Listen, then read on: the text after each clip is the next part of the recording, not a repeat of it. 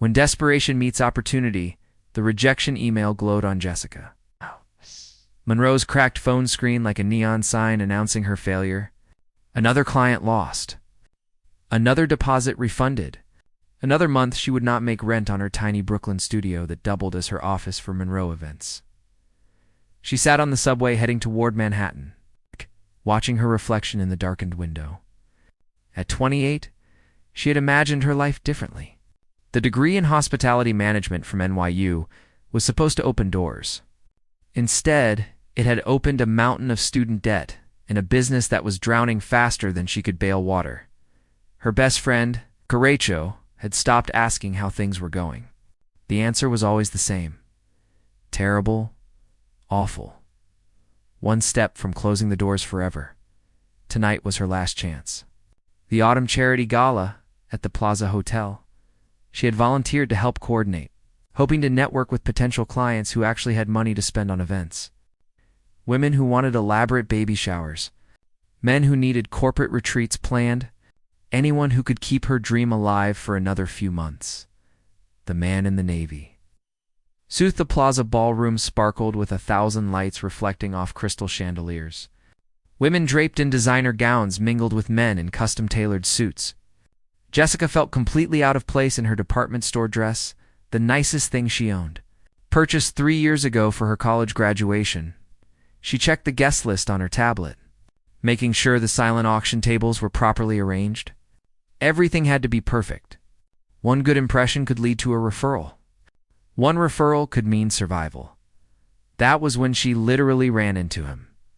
Coffee splashed across the front of his navy suit as Jessica stumbled backward, her tablet clattering to the marble floor. "Oh my God, I am so sorry," she gasped. Frantically grabbing napkins from a nearby table, the man looked down at his ruined jacket with an expression. He was tall, probably 6'2", with dark hair styled perfectly, and eyes so blue they seemed almost unnatural. His watch alone probably cost more than her entire wardrobe. "Please." "Let me pay for the cleaning," Jessica said. Even though she had no idea how she would afford it, he looked up at her, and something shifted in his expression. "Are you working this event?" "Yes. I'm helping coordinate." "Again, I'm so incredibly sorry. What's your name?" "Jessica." "Jessica Monroe." He extended his hand, seemingly unconcerned about the coffee staining his clothes. "Blake Harrison. And actually, this might be the most interesting thing that's happened to me all evening." Jessica shook his hand, confused by his calm reaction. Most wealthy people she had encountered would have demanded to speak to her supervisor by now. "You run an event planning business?" Blake said, and it was not a question. "How did you know that?" He gestured to her tablet, which displayed the Monroe Events logo on the lock screen. "Lucky guess. Are you any good?" Jessica felt her cheeks flush. "I'd like to think so. Though business has been challenging lately." Challenging how? There was something in his directness that made Jessica answer honestly. Challenging, as in, I might have to close my doors in the next 2 months if things don't turn around. Blake studied her with an intensity that made her uncomfortable. His eyes seemed to analyze every detail of her face, as if he were solving a complex equation. "What if I told you I could solve all your financial problems?" he said slowly. "But it would require you to do something that might make you very uncomfortable." Jessica took a step back. "I'm not that kind of event planner." To her surprise, Blake laughed. "I'm not propositioning you. At least, not in the way you're thinking. Walk with me." The impossible offer Blake led her to a private alcove away from the crowded ballroom. Through the tall windows, Central Park stretched out below them, the trees starting to show their autumn colors. "I need a favor," Blake began, "and I'm willing to pay extremely well for it." "What kind of favor?" "My grandmother is dying. Cancer. The doctors give her maybe 6 months, possibly 8 if we're lucky." "I'm so sorry," Jessica said, and she meant it. Despite his wealth and commanding presence, there was genuine pain in his voice. "Catherine raised me after my parents died in a plane crash when I was 14. She built Harrison Technologies from nothing and handed it to me when I turned 25. She's the most important person in my world." Jessica waited, sensing there was more. Her dying wish is to see me settle down with someone who loves me for who I am, not what I have. She's watched a parade of gold diggers come and go from my life, and it breaks her heart. She wants to know I'll be happy after she's gone. That's understandable, but I don't see what this has to do with me. Blake turned to face her directly. I want to hire you to pretend to be my girlfriend for the next 8 months. To convince my grandmother that I've found real love before she dies. Jessica stared at him, waiting for the punchline. When none came, she laughed nervously. You can't be serious. I'm completely serious. Name your price. This is insane. You don't even know me. I know enough. You're struggling financially, which means you'll take this seriously because you need the money. You're clearly good at what you do based on how this event is running. And most importantly, when you looked at me just now, you didn't see dollar signs. You saw a person. That's rare in my world. Jessica's mind raced. This had to be some kind of joke. Rich people did not just offer strangers money to fake relationships. What exactly would this involve? Public appearances, meeting my grandmother regularly, acting like we're in love. Nothing physical beyond what would be appropriate for a couple in public. Hand-holding, maybe kissing if the situation calls for it, but only when necessary for appearances. And the payment. All your business debts cleared immediately. $2 million paid in full at the end of 8 months. Plus, you'll live in one of my properties rent-free, have access to a wardrobe budget, and be compensated for your time at events. Jessica felt dizzy. $2 million. It was more money than she would see in 10 lifetimes of running her business. Why not just find a real girlfriend? Blake's expression hardened. Because real relationships in my world come with complications? Gold diggers want to become Mrs. Harrison permanently. Society women come with families who want business connections. I need someone who will walk away clean when this is over. Someone who understands this is a business transaction. The decision that changed everything. Jessica walked to the window, her reflection superimposed over the glittering city below. This was crazy. Absolutely insane. She should say no, walk away, forget this conversation ever happened. But then she thought about the eviction notice tucked in her purse. The calls from debt collectors she no longer answered. The dream she had worked so hard for, slipping through her fingers like sand. I'd want a contract, she heard herself say. Everything in writing. Clear boundaries. An exit clause if either of us feels uncomfortable. Of course. My lawyers will draft something airtight. Your grandmother can never know the truth. If we're going to do this, we do it right. I won't be the person who breaks her heart in her final months. Blake nodded slowly. Agreed. Jessica turned to face him. When would this start? Tomorrow.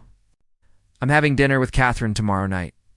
I'll tell her I've met someone special, and I want her to meet you. It's too fast. I need time to process this, to think it through. Every day matters when you're counting someone's final months. Besides, what's there to think about? You need money. I need a favor. This solves both our problems. He was right, and they both knew it. Jessica took a deep breath, feeling as if she were standing on the edge of a cliff about to jump. "Okay," she whispered. "I'll do it." Blake extended his hand again, and this time when Jessica shook it, she felt as if she were sealing a deal with the devil himself. Except the devil was devastatingly handsome, surprisingly kind, and offering her a lifeline she desperately needed. Oh. My driver will pick you up tomorrow at 6. Or something nice, but not too formal. Catherine hates pretension. As Blake walked away, Jessica remained by the window, watching his reflection disappear into the crowd. She had just agreed to spend the next 8 months pretending to be in love with a man. She did not know what she did not realize was that pretending would turn out to be the easiest part. Stopping herself from falling for real would be the true challenge. Her phone buzzed with a text from an unknown number. Blake, somehow already having her contact information. The message was simple but changed everything. Welcome to my world, Jessica. Try not to get lost in it. She looked out at Manhattan, spreading before her like a glittering promise, and wondered if she had just made the best decision of her life or the biggest mistake. The world behind closed doors, Jessica stood in front of the mirror in her Brooklyn apartment. trying on the fifth outfit in 20 minutes. Nothing looked right. Nothing felt appropriate for meeting a dying billionaire who would believe her. Grandson had fallen in love with a struggling event planner from a modest background. The buzzer rang at exactly 6 o'clock. Blake's driver, a quiet man named Thomas, greeted her with professional courtesy and opened the door to a black Mercedes that probably cost more than her parents' house in Ohio. The drive to Catherine Harrison's estate in Greenwich took 40 minutes. Jessica watched the city give way to suburbs, then 2 sprawling properties hidden behind iron gates and ancient trees. When they finally turned onto a private road, her breath caught. The Harrison estate was not a house. It was a manor, 3 stories of classic architecture surrounded by gardens that looked like they required a full-time staff to maintain. Blake waited at the entrance, wearing dark jeans and a casual sweater that somehow made him look more attractive than the suit from the night before. His smile seemed genuine as he opened her car door. "You look beautiful," he said. And Jessica wondered if he was already practicing his lines. "I feel like I'm about to meet the Queen of England." Catherine is more intimidating than that. He placed his hand on the small of her back, guiding her toward the entrance. The touch sent an unexpected spark through her body. Just be yourself. She has a radar for fake people. The irony was not lost on Jessica, meeting Catherine inside.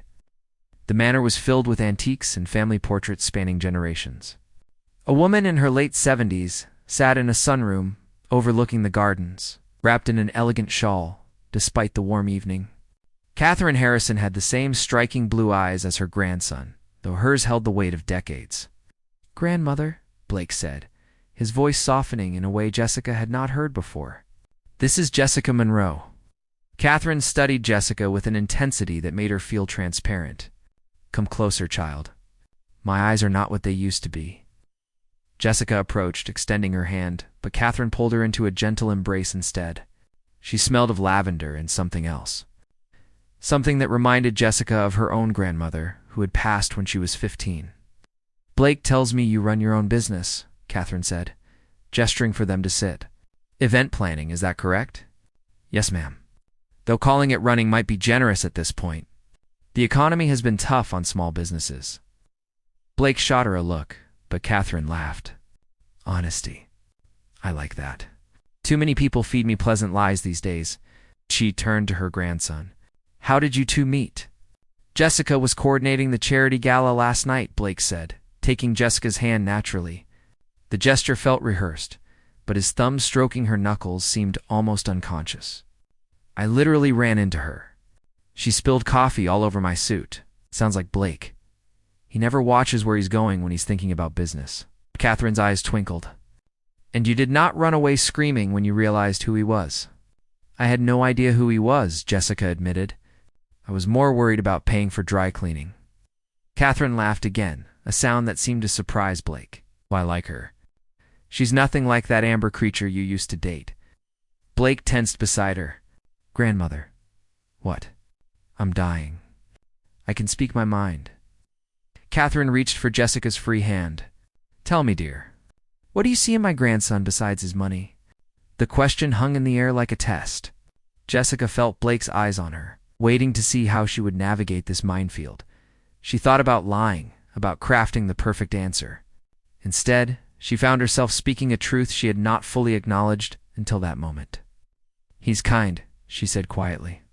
"Last night, when I ruined his suit, he did not get angry. He did not demand to speak to my supervisor or threaten my job. He asked my name. He treated me like a person, not an inconvenience. In my experience, that's rare for people with his level of success." Catherine's eyes glistened. "Yes, that's my Blake. His parents raised him right before they left us." She squeezed Jessica's hand. "You'll stay for dinner, of course." Lines began to blurt on was an intimate affair in a dining room that could have seated 20, but held only 3. Catherine asked questions about Jessica's background, her family in Ohio, her dreams for her business. Blake interjected occasionally, adding details about their fictional relationship that Jessica had to quickly memorize. They had been dating for 2 months. They kept it quiet because Blake wanted to be sure before introducing Jessica to his world. They met every Wednesday for coffee at a small shop in Brooklyn that Blake claimed to love. The lies rolled off his tongue with practiced ease, and Jessica found herself both impressed and disturbed by how good he was at this. After dinner, Catherine excused herself, claiming fatigue. A nurse appeared to help her to her room, and suddenly Jessica was alone with Blake, in a house that felt too large and too quiet. "Oh, "You did well," he said, leading her to a library lined with books from floor to ceiling. She believed every word. "I feel terrible lying to her." "You're not lying. You're giving her peace in her final months. There's a difference." Blake poured 2 glasses of wine from a crystal decanter. "Besides, not everything you said was a lie. I am kind sometimes." Jessica accepted the wine, acutely aware that they were alone for the first time since making their arrangement. "What happened with Amber?" His expression closed off. "That's not relevant to our agreement. If we're supposed to be in love, I should know about your past relationships." Catherine already mentioned her. Blake was quiet for a long moment, swirling the wine in his glass. "We were together for 3 years. Engaged for 6 months. I thought she loved me. Turns out she loved the idea of being Mrs. Blake Harrison more." "How did you find out?" "I came home early from a business trip and found her in bed with my best friend." "Well, former best friend?" His voice was flat, emotionless. "The worst part was not the betrayal. It was realizing that 3 years of my life had been a performance. She was always acting." Jessica felt a pang of guilt. "And now you're asking me to act?" "The difference is that you're honest about it. There's no deception about what this is." He moved closer, and Jessica could smell his cologne, something expensive and subtle. "Is there?" "No," she whispered, but the word felt less certain than it should have. The first public appearance 3 days later, Jessica found herself being transformed by a team of stylists in Blake's Manhattan penthouse. The apartment was modern and minimalist, all glass and steel, with views that stretched across the entire city. "Tonight is important," Blake explained as a woman named Claire worked on Jessica's hair. "The Hudson Foundation Gala. Everyone who matters in New York will be there, including Amber." Jessica's stomach knotted. "Your ex will be there?" "Her father sits on the foundation board. She'll absolutely be there, probably with whatever poor fool she's dating now." He appeared in the mirror behind her, adjusting his bow tie. "Are you ready for this?" Jessica looked at her reflection. Claire had transformed her into someone she barely recognized. Her hair was styled in soft waves, her makeup subtle but glamorous. The dress Blake had chosen was emerald green, elegant, and expensive, hugging her curves in a way that made her feel both beautiful and exposed. "I don't know if I'll ever be ready for this." Blake's hands settled on her shoulders, his eyes meeting hers in the mirror. "Yes, you will. Just remember what we practiced. We're in love. We can't keep our hands off each other. Every look, every touch, has to sell the story." The words should have felt clinical, businesslike. Instead, they sent heat through her body. When acting feels to reel, the gala was everything Jessica expected and more. Crystal chandeliers, champagne flowing freely, women dripping in diamonds, and men discussing deals worth millions as casually as others discussed the weather. Blake kept his hand on her lower back as they navigated the crowd, introducing her to a dizzying array of people whose names she immediately forgot. She smiled, laughed at appropriate moments, and played her part perfectly. Then Amber appeared. She was stunning, blonde and polished in a red dress that probably cost more than Jessica's car. Her smile was predatory as she approached. "Blake, darling, it's been too long, Amber." Blake's voice was cool, professional.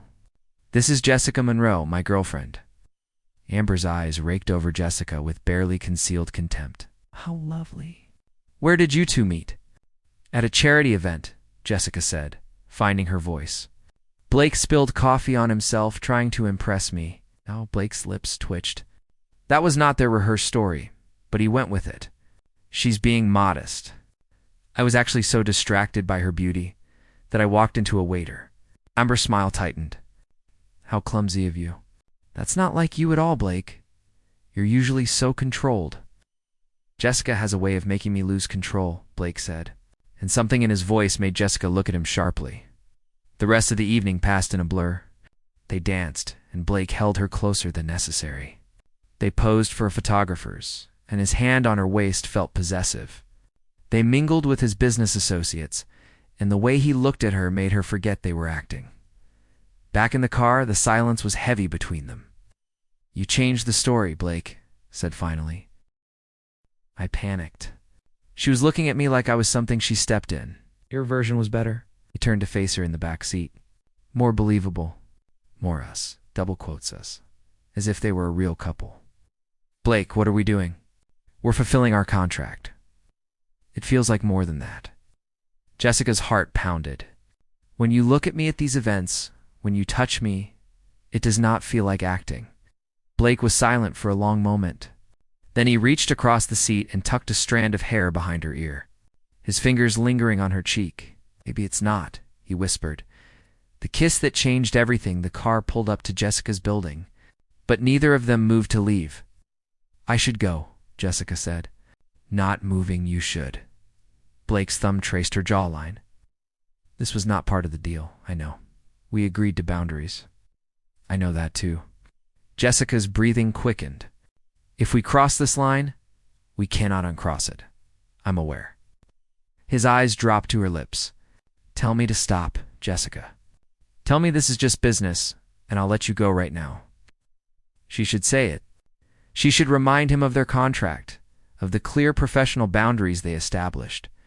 Instead, she heard herself say, "I can't." Blake's kiss was nothing like the brief, performative ones they had shared for cameras. This was hungry, desperate, real. His hand tangled in her hair, pulling her closer as her fingers gripped his jacket. She could taste the champagne on his lips, feel the thundering of his heart against her palm. When they finally broke apart, both breathing hard, the air between them had fundamentally shifted. "This complicates things," Jessica whispered. "Yes, it does." Blake rested his forehead against hers. "But I have not been able to stop thinking about you since the moment you spilled coffee on me. Every smile you give, Catherine, every time you laugh at something I say, every second we spend together, I forget this is supposed to be pretend. Blake, I don't know how to do this. I don't know how to separate what's real from what's performance. Then maybe we stop trying." He cupped her face in his hands. "Maybe we just see where this goes, and in 8 months. When your grandmother is gone and our contract is up, in 8 months, we figure it out. Together." Jessica knew this was a terrible idea. Falling for Blake Harrison would only end in heartbreak. He lived in a world of private jets and Manhattan penthouses. She was an event planner from Brooklyn who could barely make rent. But when he kissed her again, slower this time, savoring every moment, she could not bring herself to care about logic or common sense. "Come upstairs," she heard herself say. Blake pulled back, searching her eyes. "Are you sure?" "No, but I'm doing it anyway." The morning after truth sunlight streamed through the windows of Jessica's small apartment, illuminating the disaster of clothes scattered across the floor. She lay in Blake's arms, his chest rising and falling with steady breaths, and tried to process what had happened. Last night had not been part of the contract. Last night had been real, raw, and completely unplanned. The way Blake had touched her, the way he had whispered her name like a prayer, the way he had looked into her eyes as if she were the only thing in his universe. None of that was acting. Blake stirred, his arms tightening around her. "Good morning," he murmured against her hair. "Good morning." Jessica traced patterns on his chest, feeling the steady rhythm of his heartbeat. "We should probably talk about what happened, or we could not talk and do it again." Despite everything, Jessica laughed. "Blake, we need to address this." We crossed a major line. He propped himself up on one elbow, looking down at her with those impossibly blue eyes. "Do you regret it?" "No, but that does not mean it was smart. The smartest decisions are often the ones that feel wrong on paper, but right in every other way." His fingers traced her collarbone, sending shivers through her body. "I have not felt this alive in years, Jessica. With you, I don't have to be Blake Harrison, billionaire CEO. I can just be Blake. But you are Blake Harrison. That's reality. I can't just ignore your world because it's inconvenient." Blake's phone buzzed insistently on the nightstand. He ignored it. It buzzed again. And again, should answer that, Jessica said. With a frustrated sigh, Blake reached for the phone. His expression darkened as he read the messages. It's my assistant. There's been a situation. What kind of situation? He showed her the phone. On the screen was a tabloid website with a headline that made her stomach. Drop, Harrison Ayers mystery woman, gold digger or true love. The article was accompanied by photos from the gala. Jessica and Blake dancing. Blake's hand on her waist. The look in his eyes as he gazed at her. But what made it worse were the before photos someone had dug up. Jessica in her small apartment. Her business on the verge of bankruptcy. The clear implication that she had targeted Blake for his money. Oh God, Jessica whispered. It's fine. My PR team will handle it. Fine. Blake, they're calling me a gold digger. They're saying I seduced you for your money. Anyone who meets you will know that's not true. Will they? Because from the outside, that's exactly what this looks like. She pulled away from him, suddenly feeling exposed. A struggling businesswoman with mountains of debt starts dating a billionaire. Her financial problems magically disappear. How is that not suspicious? Blake's jaw tightened. Because anyone who spends 5 minutes with us can see what we have is real. Is it, though? A week ago, this was a business arrangement. Now we are here, and I do not know what's real anymore. Catherine's decline 2 weeks passed in a strange limbo. Publicly, Jessica and Blake were the perfect couple. Magazine spreads about their romance. Invitations to exclusive events. Photographers following their every move. Privately, things were complicated. They had not discussed what happened that night. They had not defined their relationship. They existed in a gray area between contract and commitment. Neither willing to address the elephant in the room, then Catherine's health took a turn. Blake's call came at 3 a.m. She's in the hospital. Can you come?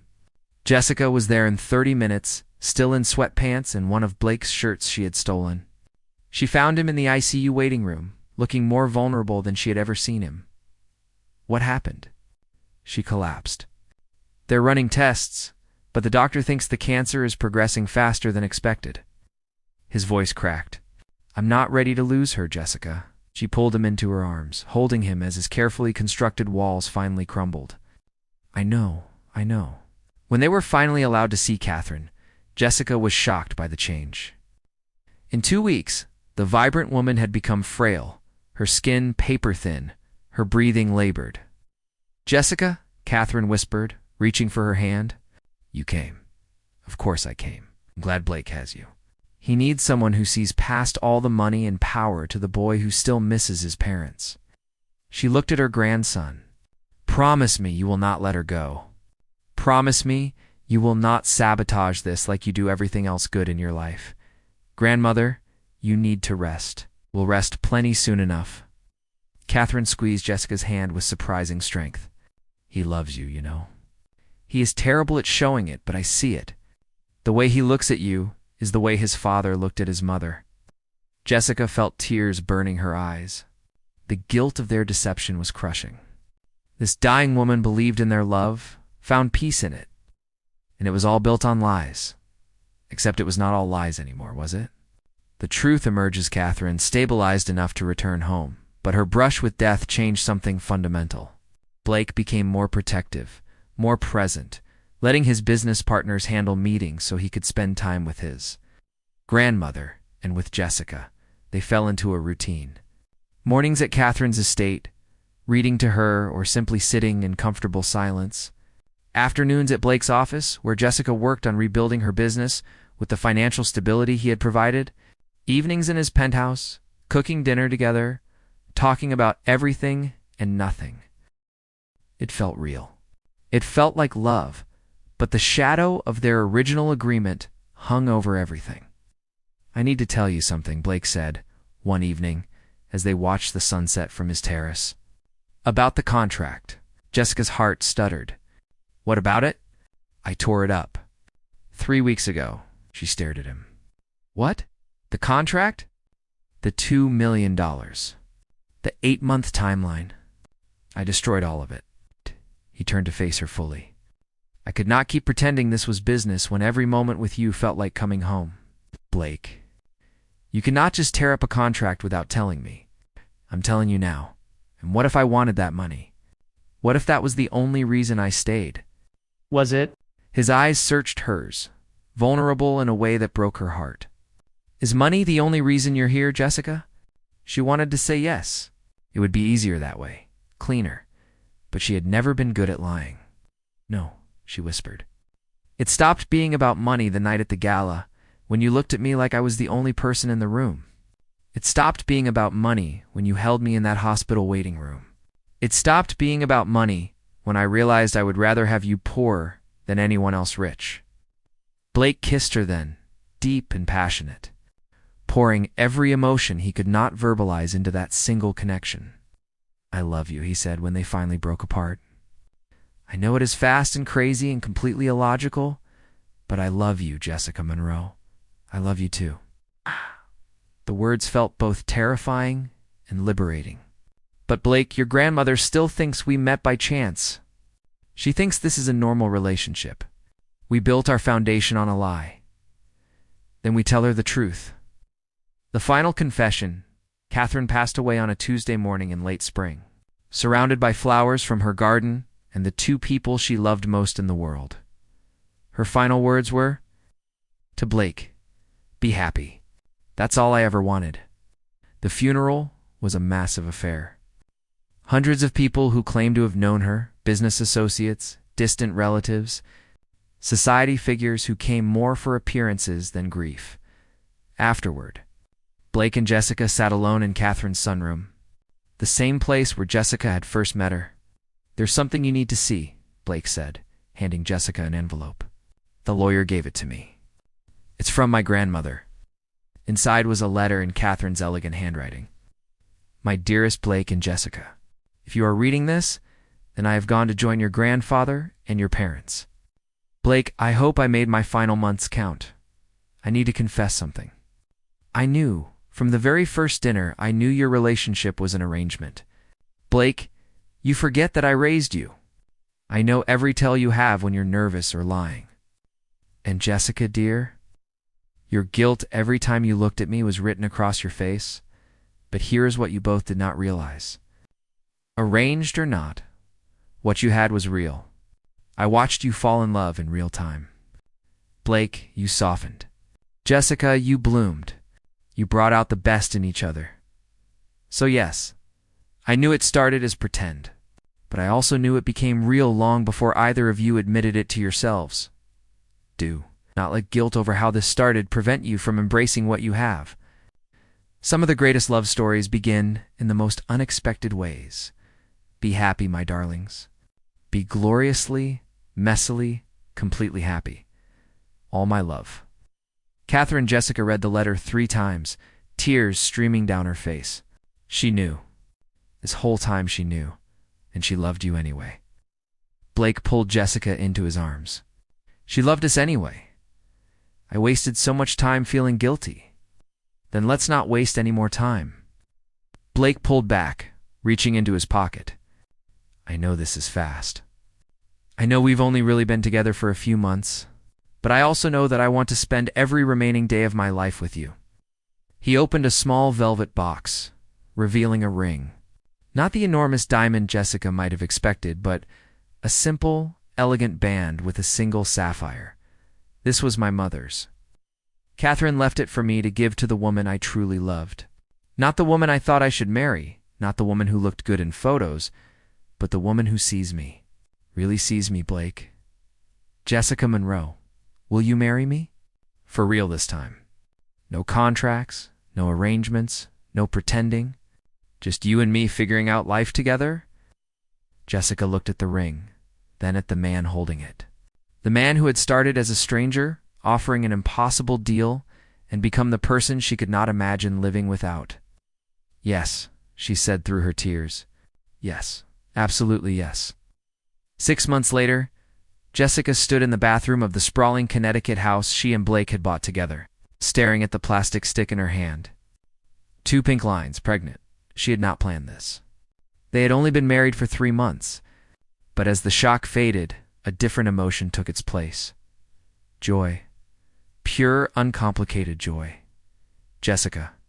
Blake called from the bedroom. Are you okay in there? She opened the door, holding the test. His eyes went wide. Is that? I'm pregnant. Blake crossed the space between them in 2 strides, lifting her off her feet and spinning her around. We're having a baby. We're actually having a baby. I know it's soon. We probably should have waited.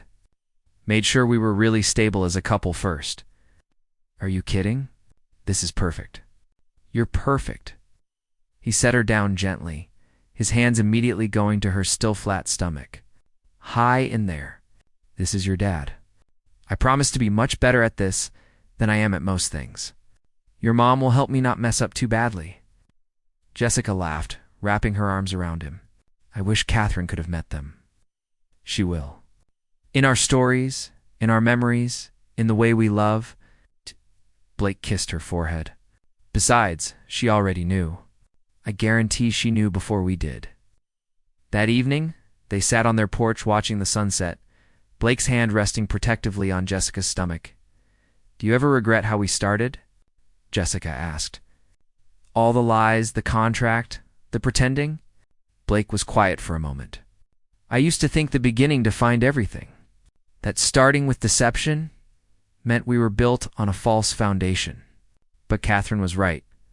How we started does not matter as much as where we are now. Where are we now? We're home.